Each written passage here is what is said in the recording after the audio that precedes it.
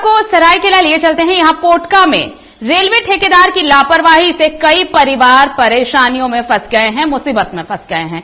दरअसल ठेकेदार की लापरवाही से उनके घरों में बारिश का पानी घुस आया है। अब उनके पास कोई जगह नहीं जहां वो सर छुपा सके। इसे लेकर एक मांग पत्र भी सौंपा है डीआरएम को वहां के लोगों ने, और मांग की है कि किसी तरह जो वहां पर उनका आशियाना है, वो उनके घरों में पानी घुस आया है, तो वहां से ऐसी व्यवस्था की जाए कि वो अपने घरों में रह सके। तो ये लापरवाही का खामियाजा भुगत रहे हैं वहां के स्थानीय लोग। पोटका की यह खबर है। रेलवे ठेकेदार की लापरवाही से गुनियापाड़ा के 1 दर्जन से ज्यादा घरों में पानी घुस आया है। इसके बाद ग्रामीणों ने जमकर प्रदर्शन भी किया है और डीआरएम को एक मांग पत्र सौंपा है।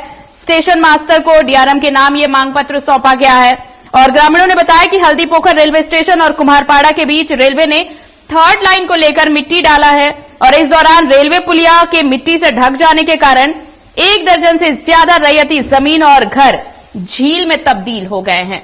तो ये तस्वीर आप देखिए, ये तस्वीर बहुत पूरी कहानी बयां कर रही है। शब्दों की जरूरत नहीं है। रेलवे ठेकेदार की लापरवाही और लोग अपने घरों से बेघर हो गए हैं क्योंकि उनके घरों में पानी घुस आया है।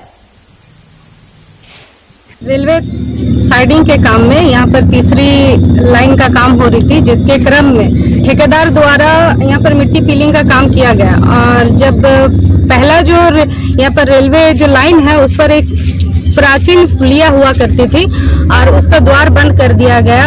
और अभी जिस तरह से बारिश होनी चाहिए थी उस तरह से मानसून में बारिश भी नहीं हुई है। इतनी से पानी में ही पूरा हमारे यहाँ पर जो स्टेशन से समीप जो गुनियापाड़ा जो पाड़ा है वो जलमग्न हो चुकी है और 1-2 बारिश अगर होती है तो पूरा घर बने ढलने का काम हो जाएगी।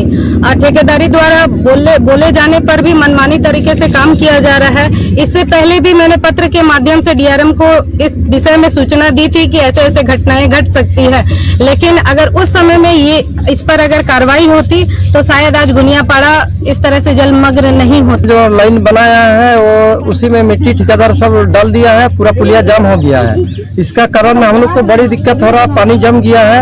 अब कम से कम 10 फीट घर में घुस गया पानी।